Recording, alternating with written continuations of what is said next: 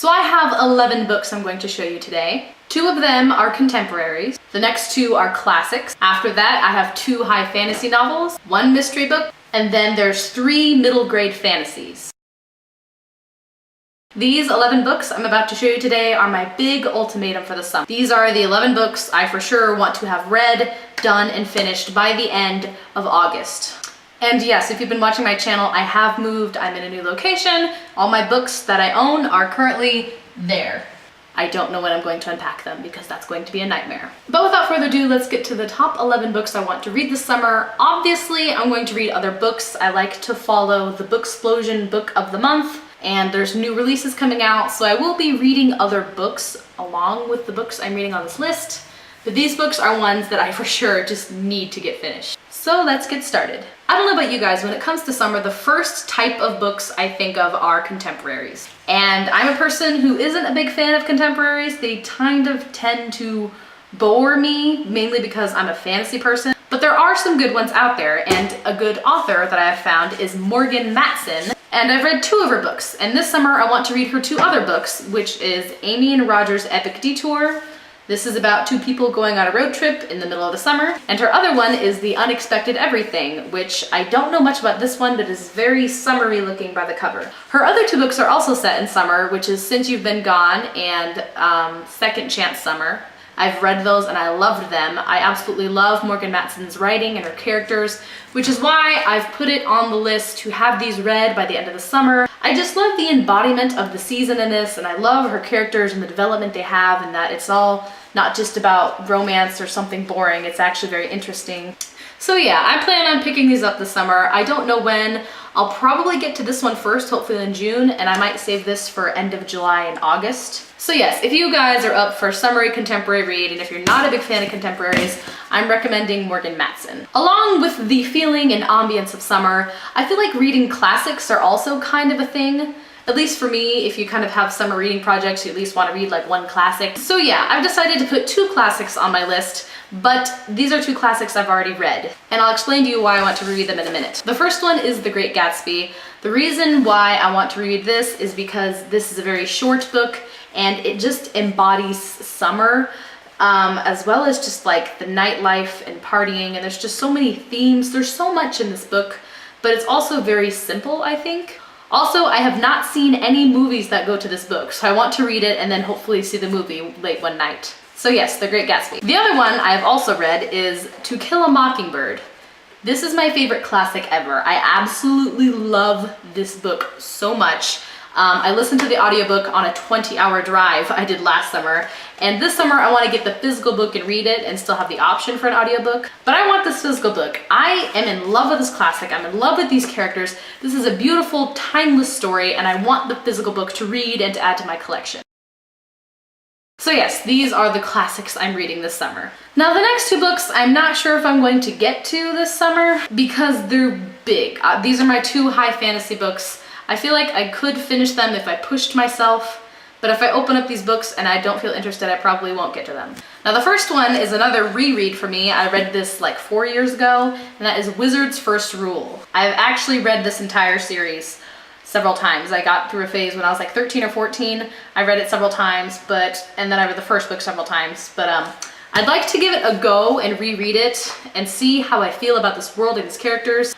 There's also a really awesome TV series that goes with this, even though it's not that accurate to the book, which is okay. I guess this is the one case where I feel like it's okay. So yeah, I want to reread this again. I want to visit this world. I want to visit these characters, and I kind of want to visit that TV series again, because summer just makes me want to marathon stuff. But once again, this is super thick. It's like 800 pages, but Brandon Sanderson's books are 1,000 pages, but then again, I feel like Brandon Sanderson's a better writer. I'm sorry, Terry Goodkind. The next one is a book I have not read before, and that is Gardens of the Moon by Steven Erikson. This is book 1 in the Malazan, Book of the Fallen. I was Googling on Reddit, well, I Googled and then I came across the Reddit page about good high fantasies that compare to Brandon Sanderson, because I'm obsessed with Brandon Sanderson and I need more high fantasy in my life. And this one kept popping up, and I don't know how many books are in it. That looks pretty interesting. I don't know why I got the old cover, but I don't really know what it's about. I know nothing about this. I don't know what the goal is or what the plan is, but I know that it has characters in a mystical, magical world. And I'm okay with that. I've been craving a good magical otherworld place. So yes, Gardens of the Moon, Steven Erikson. I'm gonna start this series and see if it's something I want to continue. As for my mystery book, I chose one mystery book, which that's another thing I've been craving. I've just wanted to crack open a good mystery, solve it, what happened, who killed who, let's track this down. So the book I picked up for that, I'm currently reading, and it's in my purse somewhere, so I'm just gonna show you on my phone. And that book is The Cuckoo Calling, written by Robert Galbraith, which is technically J.K. Rowling. So yeah, I am 5 chapters into this book. This is the first book I decided to pick up for the summer on my list, and I am very impressed so far. Obviously, you couldn't expect less of such a great writer, but yeah, I am very into this mystery. I'm only 5 chapters in, but I keep thinking about the book and how much I want to get back to it. So yes, if you're looking for a good mystery, I would recommend it so far. It sounds like it's gonna be really good. I kind of wish I had picked another mystery book for this summer, so if you have any suggestions on really good, easy to get into mystery novels, definitely recommend them below. Now, the last 3 books, well, last 4 books, but I'm going to focus on the 3 first before the very last one, are middle grade fantasy. I don't know about you guys, but I've realized recently that middle grade fantasy is kind of amazing. You have Harry Potter, you have Percy Jackson, you have the Chronicles of Narnia, you have things like the Tale of Despero. Middle grade fantasy blows, honestly, young adult fantasy out of the water. It is almost kind of shocking how well middle grade fantasy is compared to young adult fantasy. Not that young adult fantasy isn't good. There are some good gems in there. I love The Throne of Glass, the Lunar Chronicles, I guess, that's science fiction. To be honest, I can't think of any other really good fantasies that aren't paranormal. I'm talking high fantasy. There's paranormal and then there's high fantasy. And middle grade is just awesome. So yes, I've decided to go back to the childhood charm and pick up some middle grade fantasy. And the first one is the 3rd series to a series I've already read, and that is The Trials of Apollo by Rick Riordan. I don't know how I feel about this book. First off, let me state that I love the Percy Jackson series, and I enjoyed the Heroes of Olympus series, aside from the last book, which I thought did not do anything for me. I hold Percy Jackson dear to my heart, and I read Magnus Chase, and I thought that was okay. And now I've just been avoiding this book, because I don't know if I want to go back to this world after everything. I just don't know if I can continue with this, but I want to give it a chance because Rick Riordan is still a good writer, so I've just put this on the list like, okay, I need to decide the summer. I want this read by the end of the summer, and I will decide whether or not I'm going to invest in it, because there's a lot of other books I need to invest in, and if this series doesn't do it for me like the original series did that I loved, then that's perfectly fine, okay? So yes, I will get this read, hopefully. Percy Jackson is a great series. It is amazing. It's probably one of my top 10, maybe like the 5th, maybe on my top 5. Anyway, the next middle grade fantasy is one I found like the first 6 books of this series at Goodwill, and I've heard that the first book is like okay, but then the rest is like amazing. And that is the Pendragon series, or Pendragon, but I'm gonna say Pendragon because I like that. The first book's called Merchant of Death, and I've just heard great things about this, you know? The first book might be a little slow, like some first books are, but then you just have to get the series rolling. I feel like you should give, if there's like a bunch of books, maybe give the series 2 books. I mean, I can understand if you're turned off from book 1, but 2 books gives it enough time to see where the journey's going. So yeah, I figured I'd pick open this thing. I'm kind of starting a lot of new series this summer, which is fine because, hey, I'm in a new house, let's start some new series.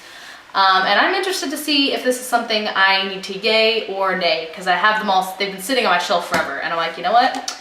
It's time. And the other middle grade series is one I actually haven't heard anything about. I was actually in Barnes & Noble and I saw this sitting on the shelf in the children's section, and I'm like, wow, that looks really good. And then I read the little inside part and I'm like, wow, that sounds really good. And then I looked up the Goodreads rating and I'm like, wow, those ratings are really good. And that is Some Kind of Happiness, written by Claire Legrand. This is a book about a girl whose parents are having problems and she gets sent to her grandparents' house, and she's never met her grandparents before, which is kind of sketchy. And it's basically how she finds a forest kingdom in the Everwood, and a kingdom that exists only in the pages of her notebook. Basically, this is like, look at how beautiful it is. That's wonderful. But yes, this looks like a Narnia, going into the woods, Bridge of Terabithia, wonderful, maybe Spiderwick Chronicles-esque wonderfulness kind of book. This is just another good summer read. If you want to read something that embodies summer, I'm thinking this might be it. I'm hoping I'm not disappointed, but those ratings look good and it just sounds really good. And the last book I'm going to show you, I thought was a middle grade fantasy, and then I thought it was a young adult fantasy, but it turns out it's an adult fantasy, which I don't think I would have guessed just by seeing the cover. And that book is Uprooted by Naomi Novik. I don't own this book yet. I'm planning on ordering it, but I'm seeing it all over Tumblr and it just seems like something really good. I think it has something to do with dragons. I'm probably going to be getting the hardcover edition because the hardcover edition looks really beautiful too. I mean, they both look beautiful, but I think I'm gonna go for that hardcover. So yeah, this is my big list of books I want to read for the summer. Let me show you all of them. Ha! Look at how beautiful they are. Summer, guys. My summer bucket list. Most people make a summer bucket list of like things they want to do and experiences they want to have, but not me. I have a summer bucket list of books I want to read because I'm lame. But that's okay, because you're lame too, which makes us awesome. So yes, these are the lovely, lovely books I want to read this summer. I really hope I can get to them. I have a feeling there's a couple I might not get to, but I think just making this list and having it out there and just knowing that I have read some of these before and I just want to get to them. My name is Josie. Thank you so much for watching. I hope you guys have a fantastic summer coming up, and I will see you later.